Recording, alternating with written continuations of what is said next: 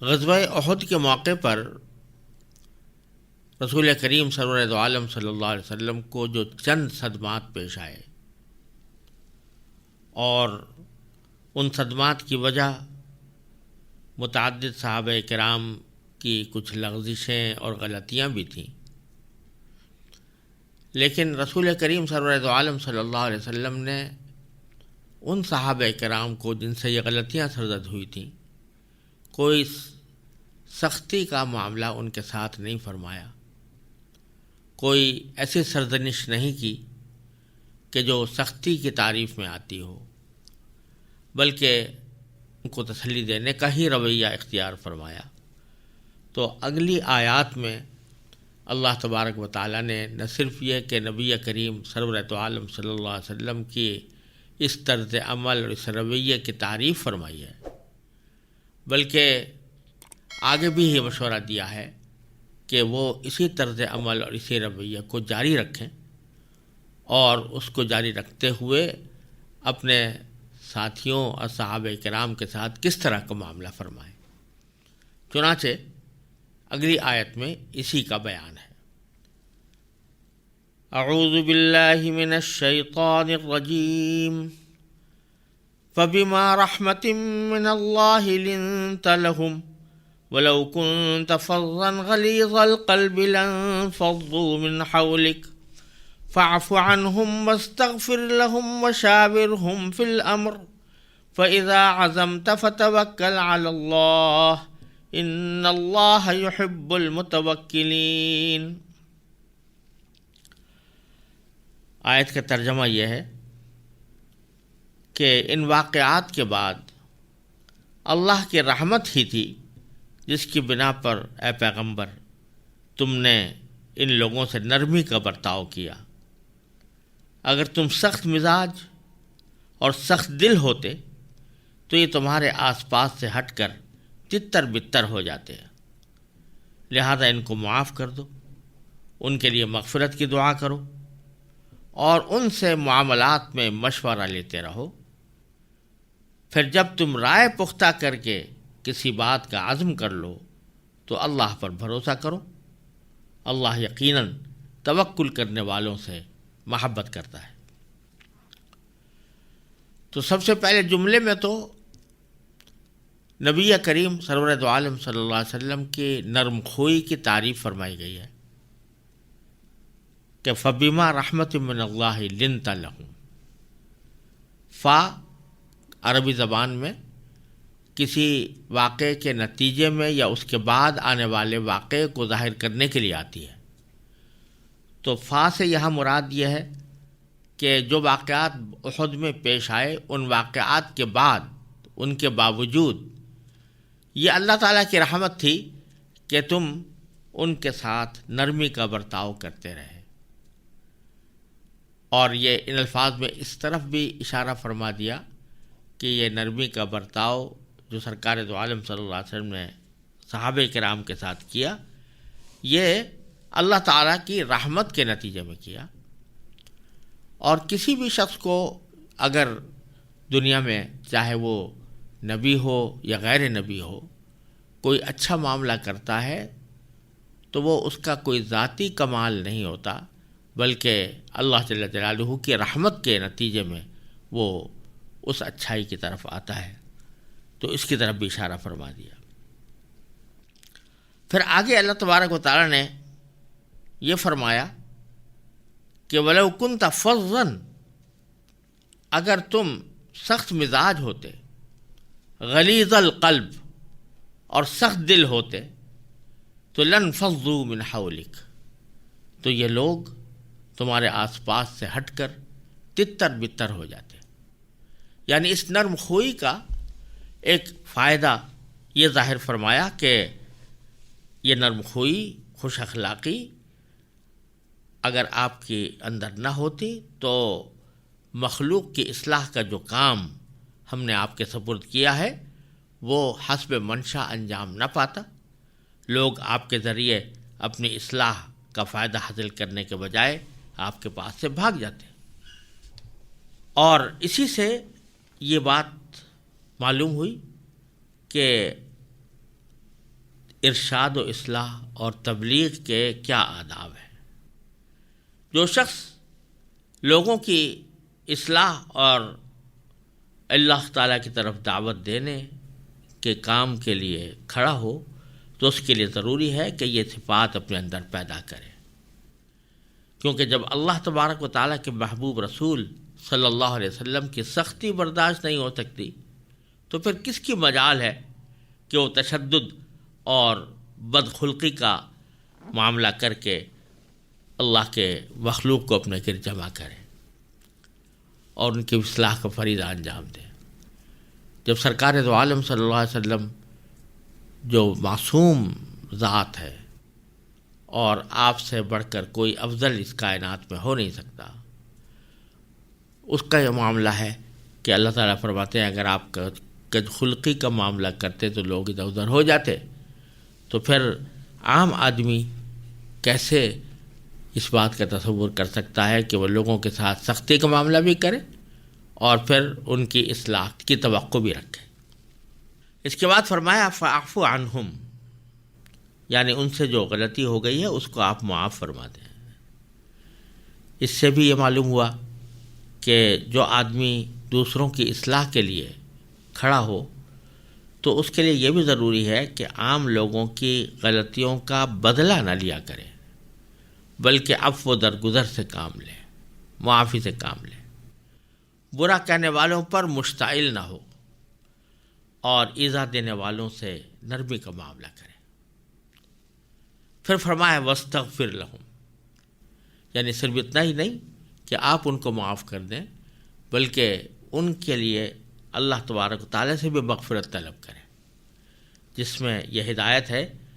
کہ صرف یہی نہیں ہے کہ خود آپ ان کی تکلیف پہنچانے پر صبر کریں بلکہ دل سے ان کی خیر خواہی نہ چھوڑیں، اور چونکہ سب سے بڑی خیر خواہی یہ ہے کہ ان کی آخرت درست ہو، اس لیے اللہ تعالیٰ کے عذاب سے ان کو بچانے کے لیے ان کے لیے بخشش کی دعا مانگیں۔ اور پھر اس کے بعد اور آگے بڑھ کر یہ فرمایا وشاورہم فی الامر، اور اپنے معاملات میں ان سے مشورہ لیا کریں۔ یہ خاص طور پر غزوہ احد کے سیاق میں اس ہدایت کا ذکر کرنے کا ایک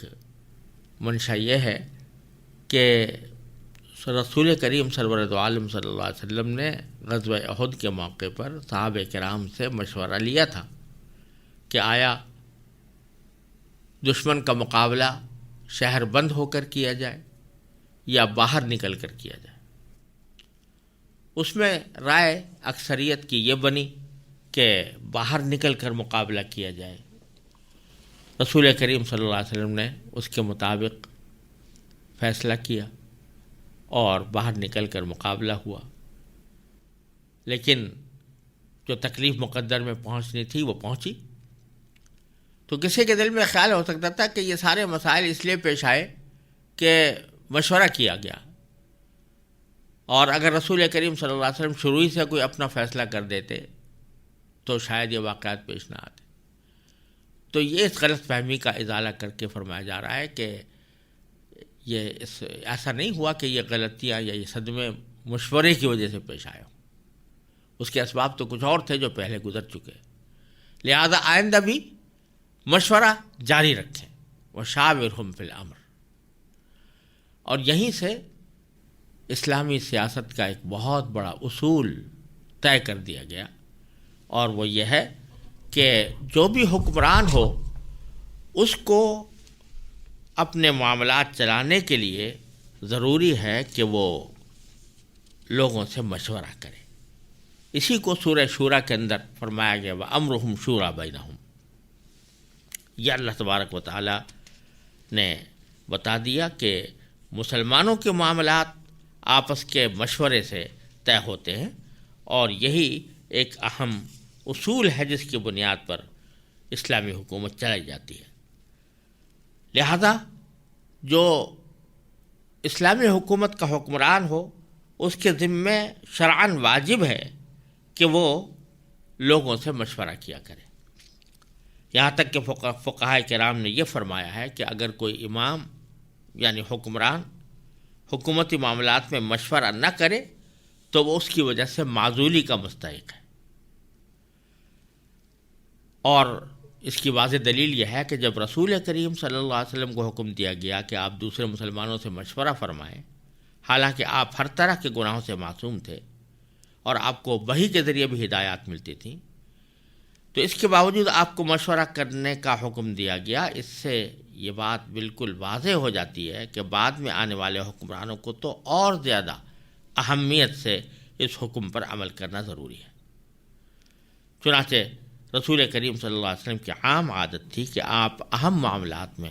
صحابہ کرام سے مشورہ فرمایا کرتے تھے۔ حضرت ابو ہریرہ رضی اللہ تعالیٰ عنہ فرماتے ہیں کہ ما رأیت احدا قط اکثر مشورۃ لاصحابہ من رسول اللہ صلی اللہ علیہ وسلم، یعنی میں نے رسول اللہ صلی اللہ علیہ وسلم سے زیادہ کسی کو اپنے ساتھیوں سے مشورہ کرنے والا نہیں دیکھا۔ یہ روایت مسند احمد میں مروی ہے۔ حافظ ابن کثیر رحمۃ اللہ علیہ نے مذکورہ آیت کی تفسیر میں ایسے بہت سے معاملات کا حوالہ دیا ہے جن میں آپ نے صحابہ کرام سے مشورہ فرمایا۔ البتہ شریعت کا ایک اصول یہ ہے کہ چند بنیادی احکام دینے کے بعد ان کی عملی تفصیلات کو ہر دور کے اہل حل و عقد پر چھوڑ دیا گیا ہے کہ اس کی تفصیلات وہ طے کر لیں۔ بنیادی طور پر ایک اصول بتا دیا جاتا ہے اور پھر اس کی جزوی تفصیلات ہر دور کے اپنے حالات کے مطابق اس دور کے اہل فکر پر چھوڑ دی جاتی ہیں۔ تو یہاں پر بھی شریعت نے شورا کا کوئی خاص طریقہ ہمیشہ کے لیے مقرر نہیں فرمایا۔ یہ نہیں فرمایا کہ اس مشورے کا طریقہ کار کیا ہو، کن لوگوں کو مشورے میں شامل کیا جائے، شورا کی حیثیت ترکیبی کیسے ہو، بلکہ یہ تفصیلات ہر دور کے اہل بصیرت پر چھوڑ دی گئی ہے کہ وہ اپنے اپنے حالات کو مد نظر رکھتے ہوئے ان باتوں کی تفصیلات طے کر سکتے ہیں۔ لہذا اس شورا کا کوئی خاص ڈھانچہ شرعاً ضروری اور واجب نہیں ہے کہ اس کے لیے باقاعدہ کوئی کمیٹی یا باضابطہ کوئی اسمبلی ہو اور اس کے ارکان متعین ہوں اور ہر معاملے میں انہی سے مشورہ کیا جائے۔ ہو سکتا ہے کہ کسی زمانے میں کوئی باقاعدہ منتخب مجلس شورا قائم کر لی جائے، اور یہ بھی ہو سکتا ہے کہ مجلس شورا متعین نہ ہو بلکہ امام یعنی حکمران اس دور کے اہل رائے لوگوں کا انتخاب کر کے ان سے مشورہ کر لے۔ اور یہ بھی ممکن ہے کہ کبھی کچھ لوگوں کو جمع کر کے ان سے مشورہ کر لے اور کبھی دوسروں سے مشورہ کر لے۔ اور یہ بھی ہو سکتا ہے کہ لوگوں کی صلاحیتوں کے لحاظ سے ایک معاملے میں کسی ایک گروہ سے مشورہ کیا اور دوسرے معاملے میں دوسرے فریق سے مشورہ کر لیا۔ رسول کریم صلی اللہ علیہ وسلم اور صحابہ کرام رضی اللہ تعالی عنہم کے تعامل میں خلافت راشدہ تک ایسا نہیں تھا کہ کوئی باقاعدہ باضابطہ مجلس شورا اس طرح بنائی گئی ہو جیسے آج کل اسمبلی کے ارکان باقاعدہ انتخاب سے مقرر کیے جاتے ہیں، بلکہ شورا کے اصول پر سادگی سے عمل کر لیا جاتا تھا، اور خلیفہ اہم حضرات سے مشورہ کر کے اس بات کا اطمینان کر لیتا تھا کہ جو بات مشورے سے طے ہوئی ہے وہ امت کے اجتماعی ضمیر کی نمائندگی کرتی ہو۔ لیکن بدلتے ہوئے حالات میں اس کا کوئی منظم ڈھانچہ مقرر کرنا مناسب ہو تو وہ بھی شورا کے وسیع مفہوم میں شامل ہے۔ اور یہی درحقیقت اسلام کے احکام سیاست کا حسن ہے کہ اس میں چند بنیادی اصول متعین فرما کر تفصیلات ہر دور کے اہل بصیرت پر چھوڑ دی ہیں۔ وجہ یہ ہے کہ اسلام کے احکام نہ کسی ایک خطے سے مخصوص ہے نہ کسی ایک زمانے سے، لہذا یہ مشاہدہ ہے کہ علاقوں قوموں کے مزاج و زمانے کی تبدیلیوں کے مطابق مصلحت کے تقاضے بدلتے رہتے ہیں۔ چنانچہ کوئی معاشرہ ایسا ہو سکتا ہے جہاں شورا کا کوئی مخصوص ڈھانچہ بنانا ممکن نہ ہو یا مصلحت کا تقاضا نہ ہو، اور دوسری طرف یہ بھی ممکن ہے کہ کسی معاشرے میں شورا کے تصور کو اس طرح ڈھیلا ڈھالا چھوڑنے سے خرابیاں پیدا ہوں۔ اس لیے اسلامی شریعت نے یہ دروازہ کھلا رکھا ہے کہ ہر دور اور ہر خطے میں وہاں کی ضروریات اور مصلحتوں کے مطابق شورا کا طریقہ کار متعین کیا جا سکتا ہے۔ آج کے دور میں اگر شورا کے قاعدے کو بالکل ڈھیلا ڈھالا چھوڑ دیا جائے اور امیر کے ثوابدید پر رکھا جائے کہ وہ کس سے اور کس حد تک مشورہ کرے، تو اس میں بہت سے مفاسد کا اندیشہ ہے۔ اس لیے بظاہر اس دور میں ایک باقاعدہ مجلس شورا کا تعین ہی مناسب ہے۔ آگے اللہ تبارک و تعالیٰ فرماتے ہیں فَإِذَا عَزَمْتَ فَتَوَكَّلْ عَلَى اللَّهِ، یعنی جب مشورے کے بعد تم کسی بات کا پختہ ارادہ کر لو تو پھر اللہ پر بھروسہ کر کے اس پر عمل کرو۔ یہاں یہ مسئلہ زیر بحث آتا ہے کہ شورا کی قرآن کریم کی اس آیت کی روشنی میں حیثیت کیا ہے اور اس کے کیا اختیارات ہیں۔ یعنی اگر اہل شورا خلیفہ کو یا امیر مملکت کو کوئی متعین مشورہ دیں تو امام کے ذمے یعنی حکمران کے ذمے اسے قبول کرنا لازم ہے یا نہیں۔ دوسرے الفاظ میں اہل شورا کا قول یا ان کا کوئی فیصلہ حکمران کے ذمے واجب التعمیل ہے یا نہیں۔ اور اگر کسی موقع پر ایسا ہو کہ اہل شورا کا ایک مسئلے پر اتفاق ہو یا اکثریت کا اتفاق ہو اور خود حکمران کی اپنی رائے اس کے خلاف ہو، تو اس صورت میں وہ اہل شورا کے قول پر عمل کرے گا یا اپنی رائے پر عمل کرے گا۔ یہ مسئلہ بڑا اہم ہے اور اس میں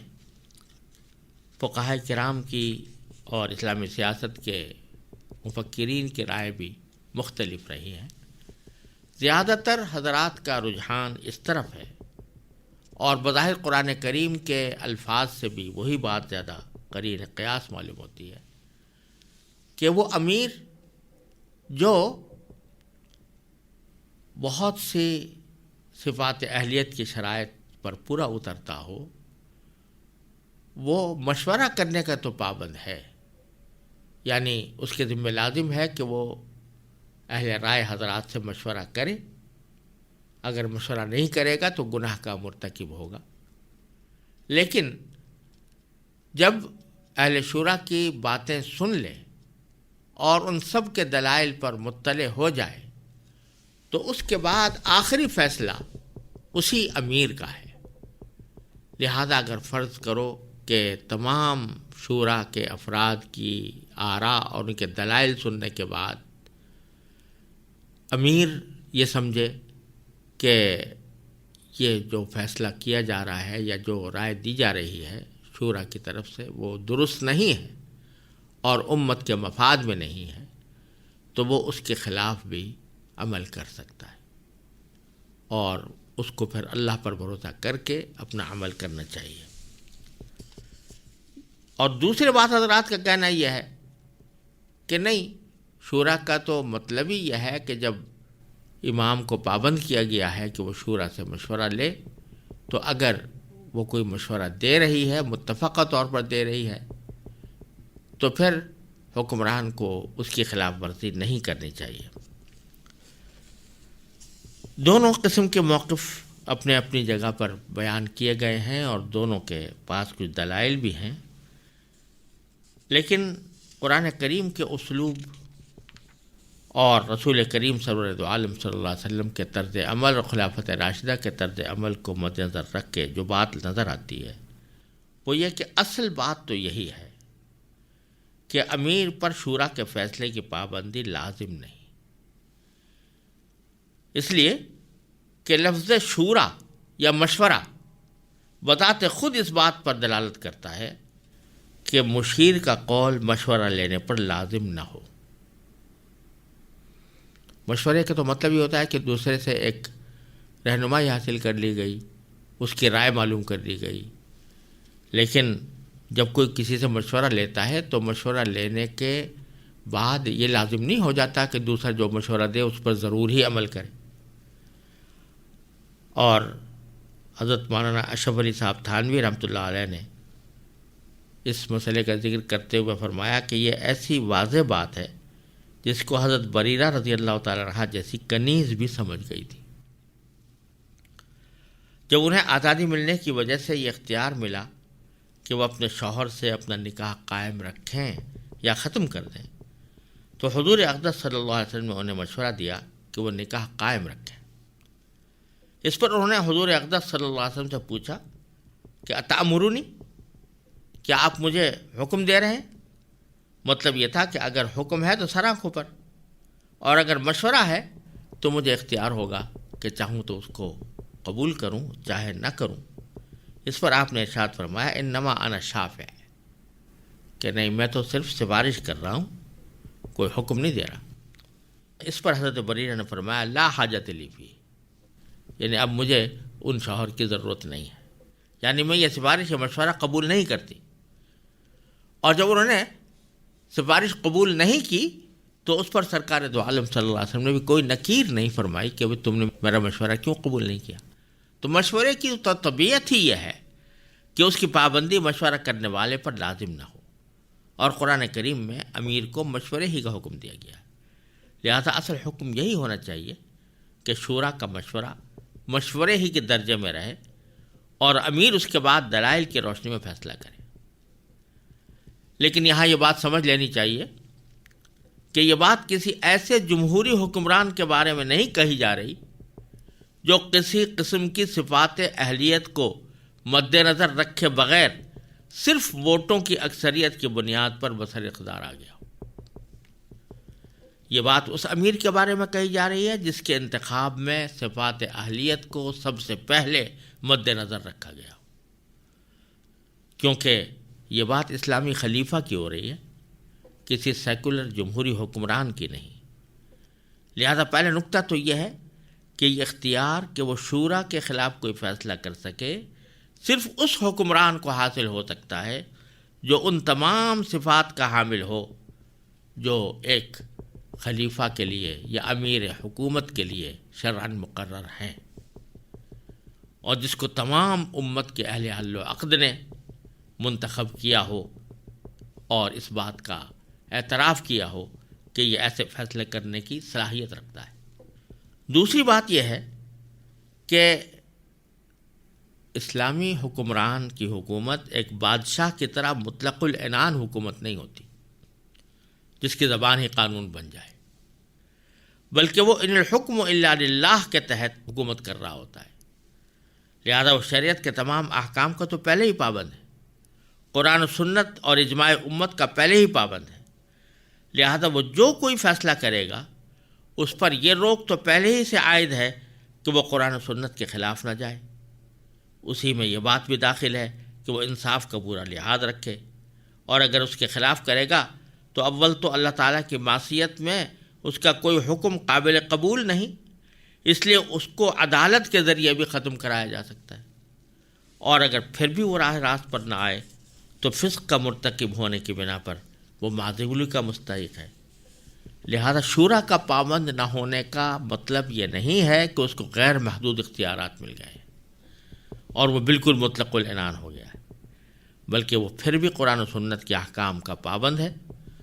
اور اس کے خلاف کام کرے تو اس کے کام کو عدالت میں چیلنج بھی کیا جا سکتا ہے اور وہ معزول بھی ہو سکتا ہے۔ لہذا اب جو شورا کا کام ہے وہ اس دائرے میں ہے جو مباحات کا دائرہ ہے۔ اس دائرے میں اگر وہ تمام اہل شورا سے مشورہ کرنے اور تمام حالات کے سامنے آ جانے کے بعد کوئی ایک موقف اختیار کر لیتا ہے تو اس میں وہ مطلق العنانی پیدا نہیں ہو سکتی جو بادشاہوں کے طریقے میں ہوا کرتی ہے۔ ایک اور عظیم نقطہ یہ ہے کہ امام کا فرض ہے کہ وہ مشورہ ضرور کرے اور مجلس شورا میں خود موجود ہو تاکہ تمام آراء کو غیر جانبداری سے دلائل کے ساتھ سنے اور اس کے بعد پھر کسی نتیجے پر پہنچے۔ یہ بات درست نہیں ہے کہ مجلس شورا کہیں اور بیٹھی ہو اور امیر صاحب اس میں موجود نہ ہوں، اور جب شورا کی رائے آئے تو وہ تمام آراء کے دلائل سنے بغیر اس کے خلاف کوئی فیصلہ کر دیں۔ لہذا ان نکات کے تابع اصل حکم تو یہی ہے کہ ایسے امیر کو جو تمام ضروری صفات کا حامل ہو شورا کے خلاف فیصلہ کرنے کا حق بھی حاصل ہے۔ البتہ بعض حالات ایسے ہو سکتے ہیں جن میں امیر کو یا خلیفہ کو کسی خاص دائرے میں شورا کے فیصلوں کا پابند کیا جائے۔ اس کی وجہ یہ ہے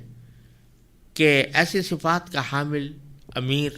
ملنا بھی بہت مشکل ہوتا ہے جو تمام شرائط کا پوری طرح جامع ہو۔ زمانے کے انحطاط کی وجہ سے بعض شرائط میں نرمی برتنا ضروری ہو جاتا ہے، لہذا اگر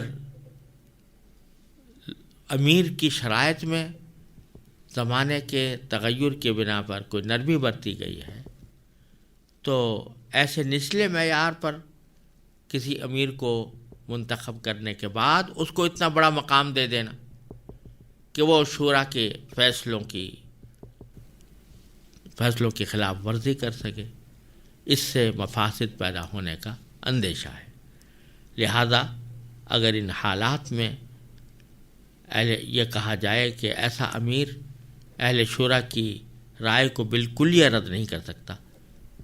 تو یہ بھی کوئی شریعت کے خلاف نہیں ہوگا۔ اور اس آیت کے اندر ایک آخری بات یہ ہے کہ جو فرمایا گیا کہ جو بھی ارادہ کرو اس چاہے وہ مشورے کے مطابق ہی ارادہ کیا گیا ہو یا امام اور امیر اپنی رائے سے اس نتیجے پر پہنچا ہو، دونوں صورتوں میں جب عمل کرو تو اللہ پر بھروسہ کرو، فتوکل علی اللہ پر بھروسہ کرو۔ یہ عظیم تعلیم دی گئی ہے کہ جتنے اسباب ہیں صحیح منزل تک پہنچنے کے وہ سارے اختیار کرنے کے بعد بالآخر بھروسہ اللہ تعالیٰ پر ہونا چاہیے۔ ایک طرف تعلیم یہ بھی دی گئی ہے کہ اسباب اختیار کرو، جو اسباب کسی مقصد تک پہنچانے والے ہیں ان کو اختیار کرنا بھی شریعت ہی کا حکم ہے، لیکن بھروسہ ان اسباب پر نہیں ہونا چاہیے۔ بھروسہ اللہ جل جلالہ کی مشیت، اللہ تبارک و تعالیٰ کی قدرت، اس کی رحمت پر ہونا چاہیے کہ ہم نے یہ اسباب تو اختیار کر لیے لیکن اس کا نتیجہ یہ اللہ تعالیٰ کے اختیار میں ہے، لہذا ہم اسی پر بھروسہ کرتے ہیں کہ وہ ہماری ان تدبیروں کو کامیاب بنائے۔ مثلا سارا کچھ مشورہ کرنے کے بعد فرض کیجئے کہ طے کر لیا گیا کہ جو دشمن حملہ آور ہو رہا ہے اس کا مقابلہ باہر نکل کر کیا جائے، فیصلہ تو کر لیا اور بظاہر حالات جو اپنے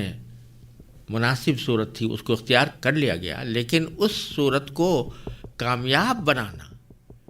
کس درجہ وہ کامیاب ہوگی